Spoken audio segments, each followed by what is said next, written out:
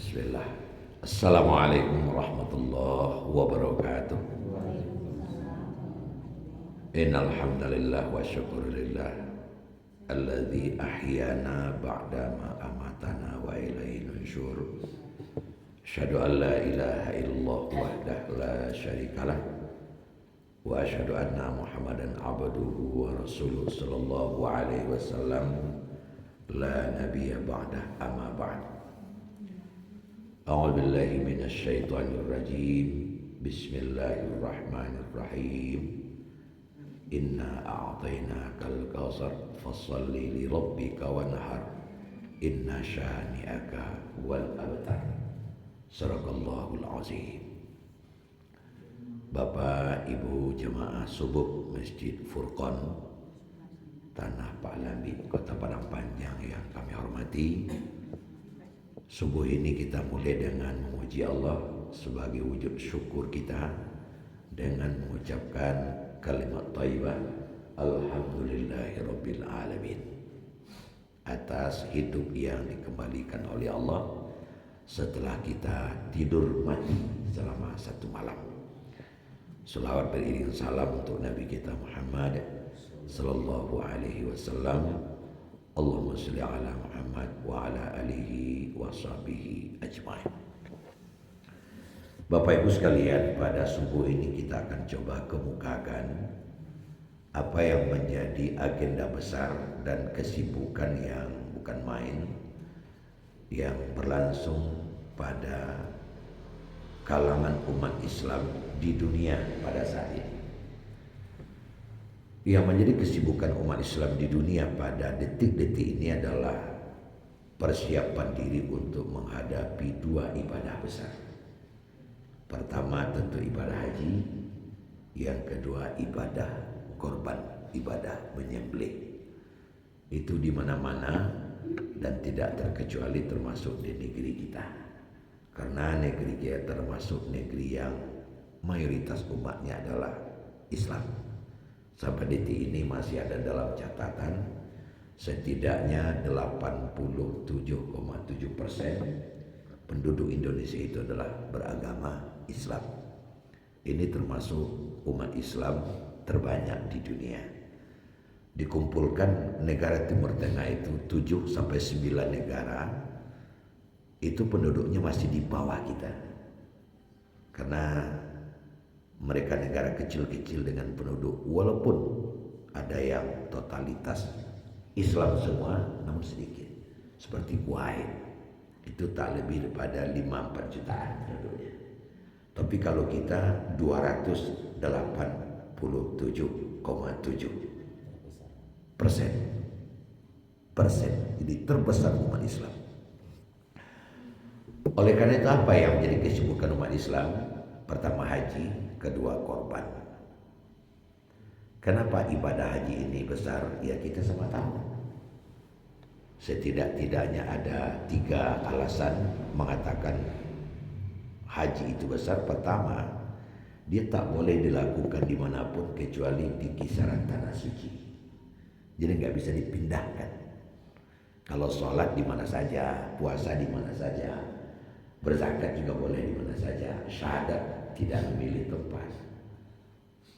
Tapi kalau haji tidak sah kalau tidak di tanah suci.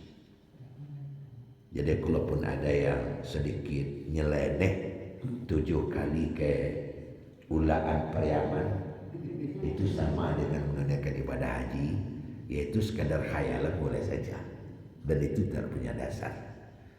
Ya ada sebagian teman-teman kita 7 kali ke ulangan, lalu kemudian dalam keseharian sudah pakai baju putih karena memang meyakini dan merasakan bahwa sudah sama dengan haji. Itu tak lebih tak kurang untuk mengajak agar kuantitas jumlah pengunjung ulangan itu bertambah banyak. Hanya itu saja. Karena kita tahu kalau sudah banyak ke ulangan, ya sisi ekonominya lumayan juga. Karena kita pernah hadir, bukan main. Jadi itu tidak benar sama sekali. Menunaikan ibadah haji hanyalah di kisaran tanah suci. Mekah, Arafah, Muzdalifah, Mina, Masjid Haram, tak ada lain pada itu. itu untuk menunaikan ibadah haji. Itu besar yang pertama landasannya. Besar yang kedua, ibadah haji itu tidak akan sah kecuali kalau ada dalam tataran pelaksananya itu nyelip 9 Zulhijjah. Karena pada tanggal 9 Zulhijjah itu ada wukuf. Al-Hajju Arafah. Haji itu mesti hadir di padang Arafah.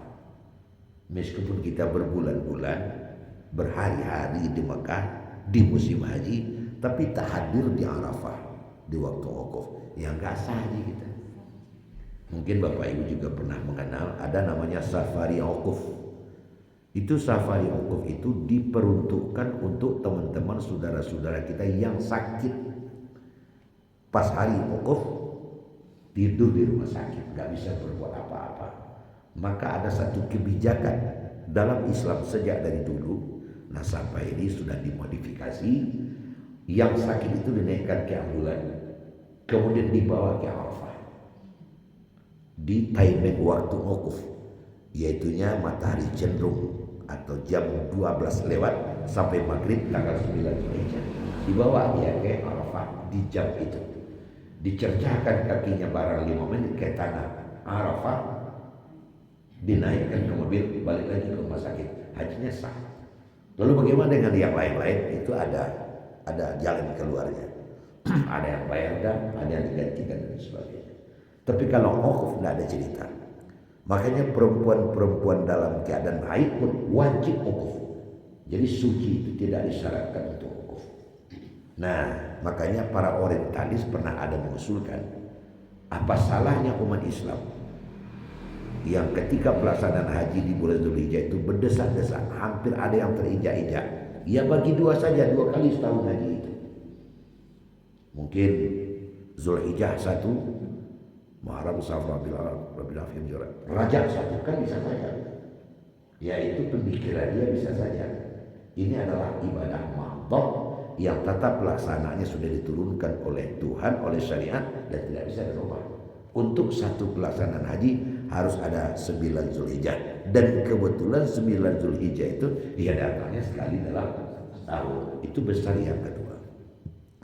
Nah, besar yang tiga pelaksanaan ibadah haji itu ya adanya istita'ah. Kita memperoleh wajib melaksanakan ibadah haji itu karena adanya istita'ah, kemampuan untuk itu. Nah, istita'ah itu ada 2 isinya. Pertama, istita'ah jasad atau sehat, tidak sakit, tidak buat masalah. Dan yang kedua tentu yang terpenting adalah istita'ah mal atau harta, memiliki kemampuan harta untuk membayar ongkos sehingga kita sampai ke tanah suci. Kedua istita'ah ini diletakkan di atas satu asas yang sangat menentukan, yaitunya keamanan negeri atau suasana yang memungkinkan melaksanakan perjalanan ke tanah suci, baik darat, laut maupun udara. Baru datang kewajiban itu. Nah, dari ketiga ini itu termasuk jamaah haji itu besar. Belum lagi jika kita tinjau pula dari segi jumlah, itu dalam setahun itu setidaknya bergerak antara 1,8 sampai 1,9 juta manusia yang berkumpul selama 40 hari di Mekah. Berapa banyaknya orang itu? Dari 1,8 sampai 1,9 juta per tahun itu ada 200 juta lebih dari Indonesia. Nah, 200 dari Indonesia. Makanya oleh pemerintah Arab Saudi, Indonesia itu termasuk anak emas. Kenapa? Karena kontributor terbesar, the biggest contributor untuk mensuplai jamaah haji setiap tahun ke tanah suci. Di bawah kita India, lalu masuklah Bangladesh, Mesir, India kita termasuk banyak. Indonesia terbanyak jamaah hajinya per tahun karena jumlah penduduk kita ya dahsyat sekali. Ada apa kok sampai Arab Saudi itu begitu menganak emaskan kita dari segi pelayanan?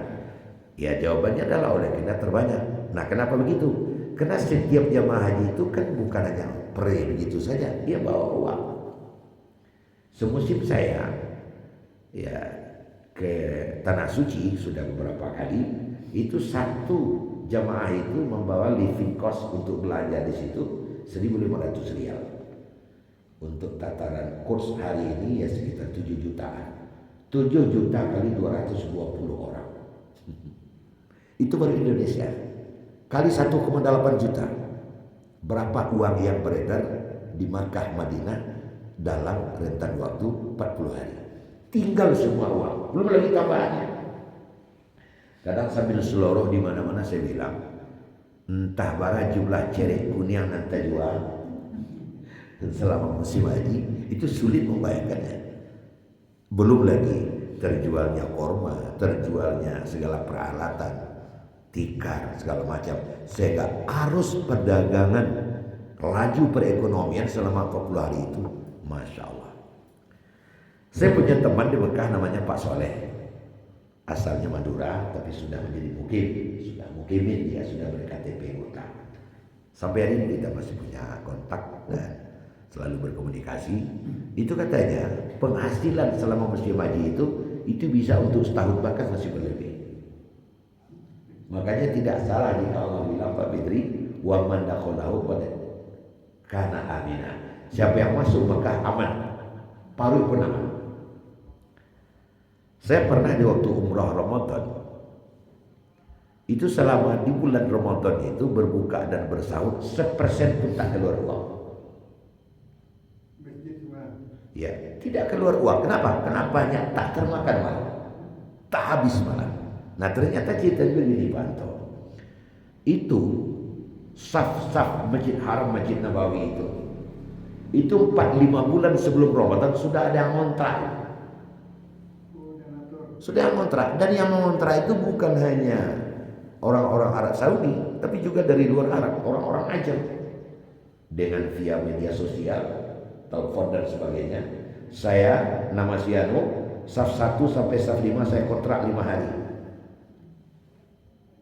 Diisi dengan berbagai macam menu untuk berbuka puasa, untuk bersahur. Saya nama itu, asal itu dari Turki segala macam, bahkan dari Indonesia juga ada, apalagi Arab yang berdomisili di situ. Saf berapa lagi yang ada? Saf 14 sampai 13 saya kontrak 3 hari. Nah orang-orang yang sudah mengontrak itu ada pekerja untuk menghidangkan itu menu makanan. Agak 10 orang, agak 15 orang, itu kan uang lagi. Nah setelah 15 orang tukang hidangkan menu, itu ada 10 orang tukang samun di luar, perampok di luar. Perampok apa? Mencari mangsa.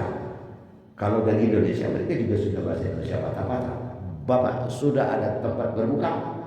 Belum. Nah tempat saya saja. Itu ada 10, ada sampai 20 petugas di luar mencari orang. Sehingga kita itu ditarik-tarik. Nah agen. Nah, ada maklarnya. Tapi maklar ke surga loh. Ke surga. Ditarik. Bahkan Bapak berapa lama di Mekah? 10. Tempat saya terus. Saya di sini. Jam sekian cari saya di sini. Saya akan giring Bapak dan bawa Bapak ke tempat berbuka. Enak makannya. Ini. Sehingga selama 1 bulan tidak. Itu juga menambah besarnya ibadah haji. Menambah besarnya Mekah dan Madinah. Menambah amazingnya kita beribadah di situ. Kan besar itu. Nah belum lagi yang kita bawa kemana-mana. Ketika kita berada di Padang Arafah, di waktu Ukuf, di waktu di Mina, itu di mana-mana ada kulkas yang transparan. Di dalamnya ada buah-buahan, ada minuman-minuman siap saji, minum kaleng segala macam. Itu diisi terus penuh gitu. Pas yang pengisi nggak tahu. Ambil 1 minum, ambil 1 minum. Tapi jangan ambil 2. Jangan ambil di atas kebutuhan. Diambil 1, tutup lagi. Siapa itu? Orang yang bersedekah. Orang yang bersedekah. Pokoknya kulkas sebelah sana itu kontrak saya. Kulkas sebelah sana itu kontrak saya. Jadi ada teman ambil 1 minum. Tak apa-apa, besoknya ambil lagi. Tapi ada jawab yang cik-cik, ambil 2. Ada tentu yang pulang. Ambil cik, seruan ambil cik lain. Di mana? Kemah kita tadi, kau enggak kelihatan kemah. Kau belakang, astagfirullah, assalam. Kau ambil cik, mantap betul. Nah, jadi Bapak Ibu, ini menjadikan ibadah haji itu menjadi besar. Entah berapa besarnya ibadah haji. Kemudian bagaimana dengan ibadah korban? Ibadah korban, ya kalau kita berpikir hanya selingkungan Furqan, tentu tidak begitu besar. Setahun rata-rata kita berapa ekor? 7. Ya mungkin antara 7 antara 10 7 ya. Nah, antara 7. Saya sudah coba mengavantiris setidaknya untuk Kota Padang Panjang per tahun itu ada 3.000 sapi, ada 60-80 kambing untuk Padang Panjang. Masjid musala dengan 54 masjid, 83 musala di Kota Padang Panjang, tambah dengan tempat-tempat lain seperti kantor ataupun organisasi, ormas dan sebagainya, itu mencapai 3.000 jumlah kita di Padang Panjang. Coba Sumatera Barat berapa? Coba Indonesia. Coba kaji negara-negara Islam. Belum lagi berapa di Timur Tengah, berapa di Eropa sana, seperti di Afrika, banyak juga umat Islamnya di situ. Entah berapa ribu juta ekor sapi yang disembelih di musim haji. Apakah itu tidak besar? Entah berapa ekor yang disembelih. Nan Jawi dalam panik-panik beranak. Ada terus, tidak pernah ada pengumuman dari pemerintah secara resmi. Korban tahun ini terancam kena sapi habis, terancam kena kambing habis, tidak ada. Sehingga ini menjadi besar, sangat besarnya. Bapak Ibu hadirin sekalian, namun yang perlu kita garis bawahi adalah sudahlah ibadah haji besar, ibadah korban itu besar. Kita tahu dah, kedua ibadah ini ditujukan kepada satu titik. Lalu apa titiknya? HUT peristiwa Ibrahim. Ulang tahun memperingati peristiwa Ibrahim. Hanya itu. Nah, dalam pemahaman kita dan juga secara Islam demikian, setiap yang diperingati itu menandakan penting. Setiap yang ada peringatannya itu menandakan penting. 17 Agustus 45. Kenapa setiap tanggal 17 kita memperingati? Karena hari kemerdekaan itu segalanya bagi kita. Segalanya bagi kita. Betapa kita merasakan hidup di zaman penjajah. Setidaknya penjajah itu punya 3 niat: membodohkan yang dijajah, memiskin yang dijajah, menterbelakangkan yang dijajah. Kenapa harus dibodohkan? Karena kalau dia cerdas, dia akan berkuasa. Cacian. Kenapa dia harus mikir? Karena orang kaya juga akan pede. Kenapa terbelakang? Tak boleh ada teman. Karena orang banyak teman, dia akan berani juga. Ini kita rasakan. Belum lagi cerita ya orang-orang tua kita, bahkan sampai hari ini masih ada yang menjadi pelaku dia. Bukan main pedih dan perihnya hidup di zaman penjajah. Sampai makan ubi, makan jagung. Orang tua saya bilang sama saya, makan ubi je wilayah. Nah, itu ekor sakit kali saja. Belum lagi baju tarok, Sarawak tarok. Belum lagi di zaman Jepang entahlah. Sapi kerbau yang sudah besar-besar itu milik penjajah.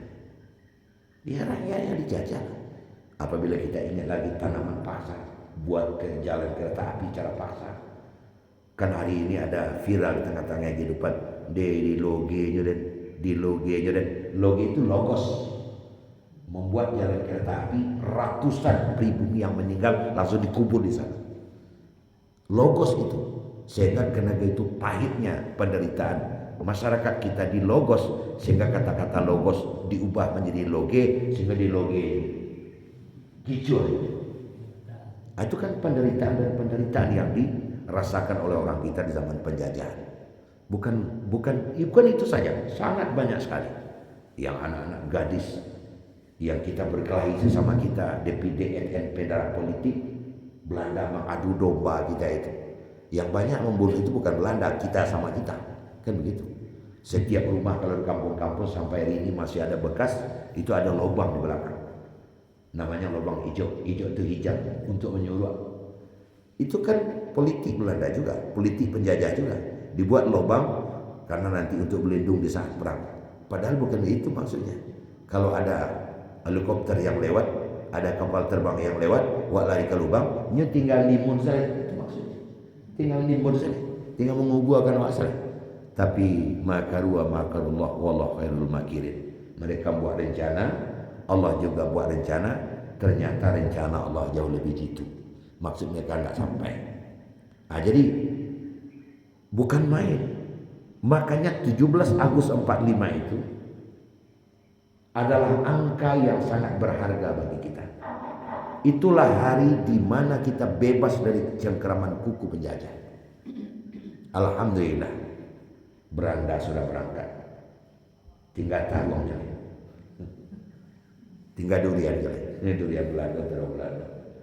Jepang juga sudah berangkat, tinggal lubang. Tidak apa-apa. Di Bukit Tinggi. Maka 17 Agustus kita peringati dengan hari yang sangat sakti sekali bagi kita.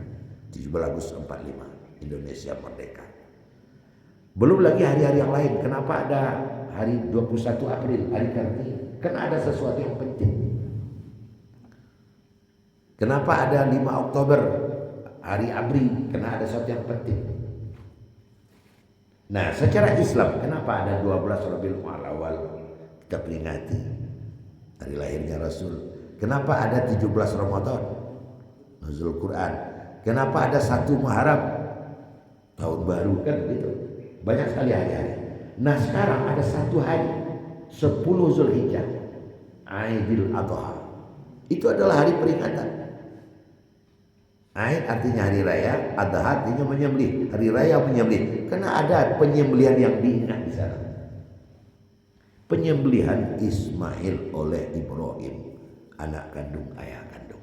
Itulah peristiwa besar. Makanya hari raya Aidil Adha itu ada 3 nama, Pak Fitri. Pertama, hari raya Aidil Adha itu disebut Aidil Adha, hari penyembelihan. Yang kedua juga disebut dengan Aidil Hajj, hari raya haji. Yang ketiga juga disebut Aidil Kurban, hari raya korban. Karena ada haji dan korban untuk membesarkan Aidil Adha itu sendiri. Nah, jadi makanya tadi saya bilang Aidil Haji, Aidil Kurban, adanya haji, adanya korban untuk membesarkan Aidil Adha. Makanya kalau ada 2 hari raya dalam kehidupan kita umat Islam, Fitri dan Adha, sebenarnya Adha lebih besar. Karena ada haji, ada korban. Kalau Aidil Fitri itu tak lebih dari, karena kita sudah selesai berpuasa, mulai 1 Syawal boleh makan lagi. Tapi yang besar bagi kita itu kelihatannya dalam tampilan sehari-hari adalah Fitri. Makanya kalau hari raya Fitri itu bukan main. Bukan saja kita, tapi juga di dunia Islam. Kalau di Turki ada arakan-arakan maha dahsyat itu sapi-sapi itu dihias lalu beriring-iringan. Ya kayak takbir keliling lah kalau kita. Aidil Fitri. Orang rantau juga pulang, beli baju patokannya Aidil Fitri, beli sepatu patokannya Aidil Fitri, bikin rumah Aidil Fitri, bahkan nikah pun Aidil Fitri juga. Karena di bulan Syawal itu juga banyak pelaksanaan nikah disunatkan lagi di sana. Jadi Bapak Ibu hadirin sekalian, besar Fitri. Padahal sesungguhnya yang besar itu adalah Aidil Adha, karena ada 2 ibadah besar yang mengiringinya, yaitunya haji dan korban. Nah, sekarang kita sebutkan kenapa penyembelihan Ismail oleh Ibrahim itu besar. Begini Bapak dan Ibu, inti Islam itu adalah ibadah. Jadi inti agama Islam itu adalah pelaksanaan ibadah. Ketebalan atau ketipisan Islam seseorang itu dilihat dari ibadah yang ia lakukan. Makin mantap dan makin maksimal ibadah yang ia lakukan, itu sebagai suatu pertanda Islamnya makin mantap. Sholat, haji, zakat, dan ibadah-ibadah sosial lainnya. Karena ibadah itu sangat komplit dan banyak sekali. Amrun jami'un lima yardahullah. Seluruh rangkaian kerjaan yang kita lakukan dalam kehidupan sehari-hari, asalkan ujungnya mencari redha Allah, itu namanya ibadah. Bahkan ada yang mencuri pun tapi ibadah juga. Mencuri tapi ibadah. Mencuri apa? Mencuri salam. Umpamanya kami pernah tetangga dengan Pak Pit. Itu alih dulu. Tamu Pak Pit datang. Assalamualaikum. Kan bukan ke saya. Lalu saya di rumah jawab, Waalaikumsalam. Kan nyuri. Tapi ibadah. Dapat pahala.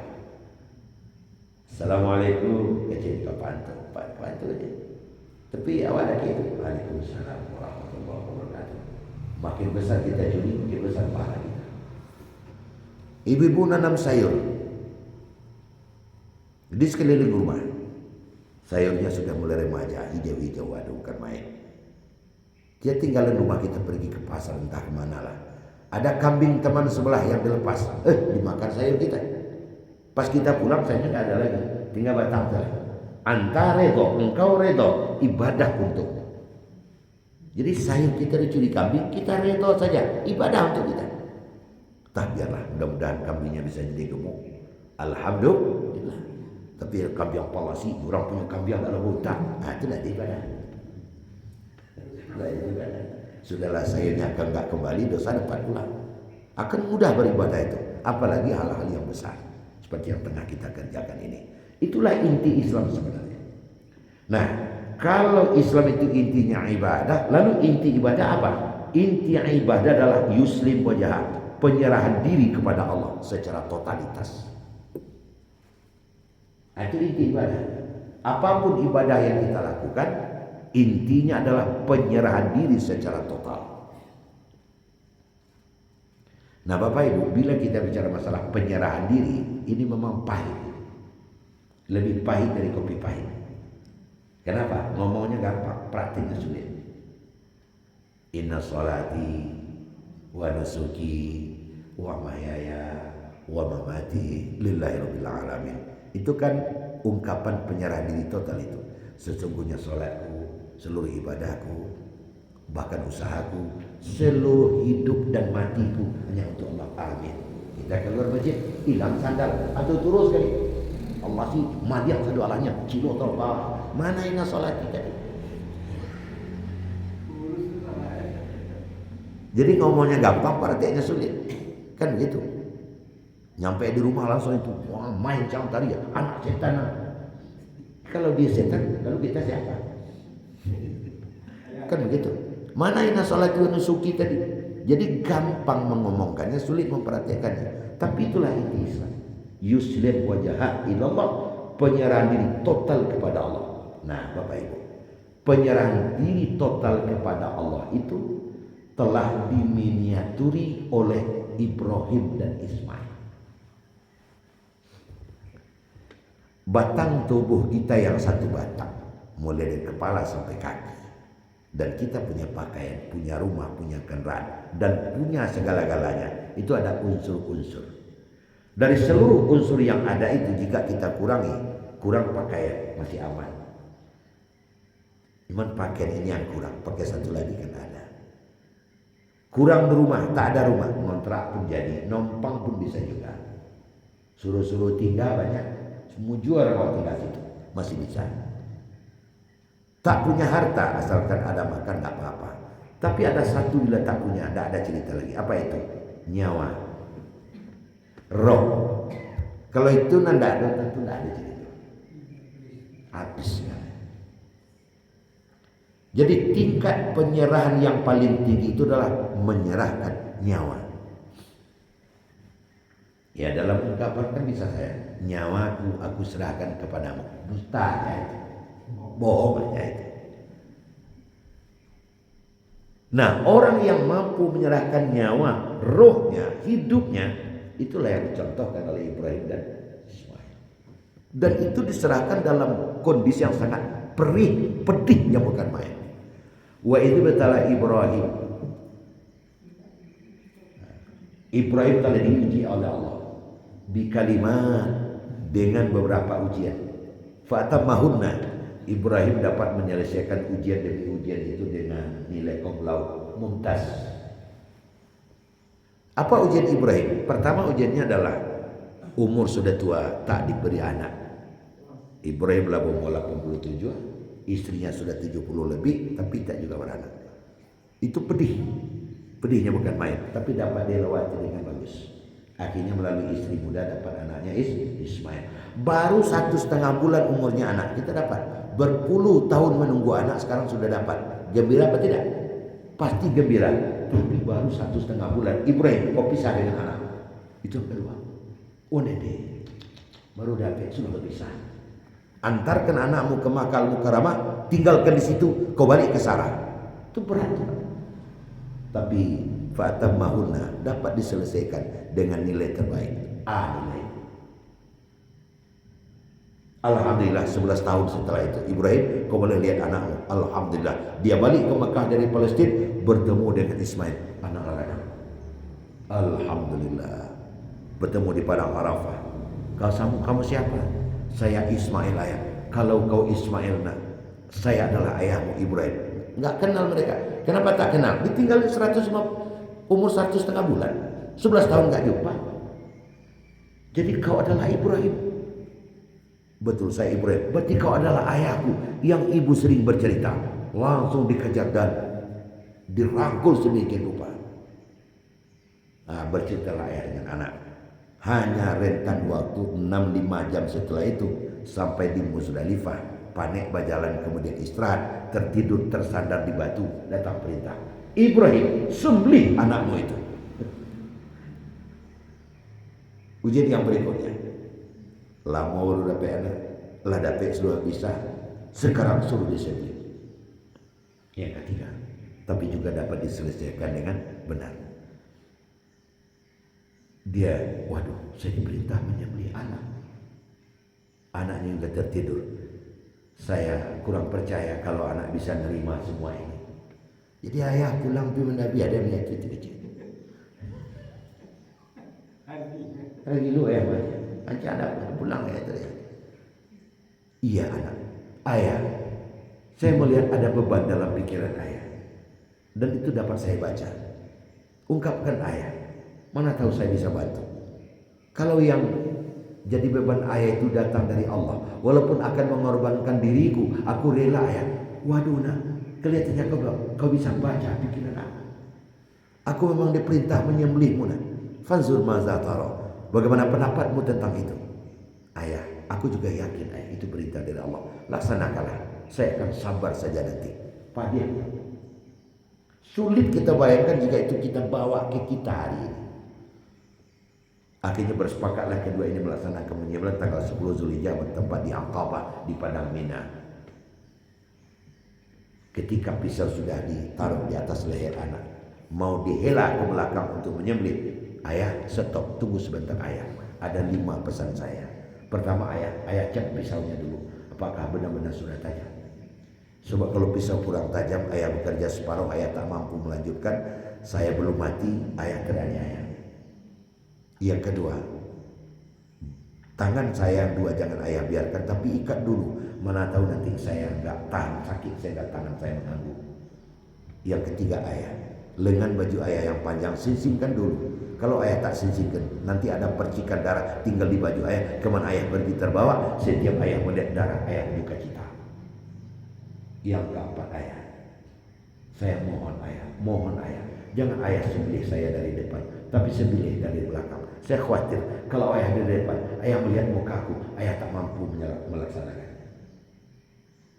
Dan yang kelima ayah, baju aku yang sudah ayah buka, jangan ayah buang. Bungkus baik-baik, bawa pulang, kasihkan sama ibu. Bila ibu rindu kepada saya, mudah-mudahan baju bisa sekadar untuk mengobat rindunya. Silakan ayah. Kata dia itu, Bismillahirrahmanirrahim, Allahu Akbar. Ditarik ke belakang, pisau masuk leher anak, tangan kanan hangat kena darah, dia lepaskan anak, dia berbalik. Ternyata di belakangnya ada lagi orang, persis seperti anaknya. Dan memang itu adalah Ismail. Kau setan? Tidak, saya adalah Ismail anak ayah. Akhirnya Allah bilang, Ya Ibrahim, qad sadaqat ar-ru'ya innaka dzalika najzil muhsinin. Ibrahim, yang kau lihat memang anak. Dan aku balas, wa fadainahu bi dzibhin azim. Aku sudah tukar Ismail dengan kibas. Inna hadza lahul bala'ul mubin. Ini hanya ujian untukmu. Nah sekarang yang menarik bukan adegan tukar menukar Ismail dengan kambing, tapi adegan yang paling menarik itu adalah kerelaan menyerahkan nyawa itu. Coba bawa ke kita. Kalau seandainya ada bapak bilang sama ibu, kok ani nama ani, ini Tuhan menyuruh menyembelih anak kita, gilu amat itu jadi. Anak tidak lihat, awak juga tidak lihat itu dia. Tapi itu dia. Nah itu intinya bapak. Kalau sudah nyawa yang diserahkan, tidak ada yang tertinggal. Nah kita di dalam Islam dikehendaki seperti itu pula. Walaupun tidak dilaksanakan, tapi makna dan pahamnya kita lakukan agar dunia ini tidak mengganggu kita. Ia membuat kita ribut, heboh, kacau balau, berkelahi, kan masalah dunia.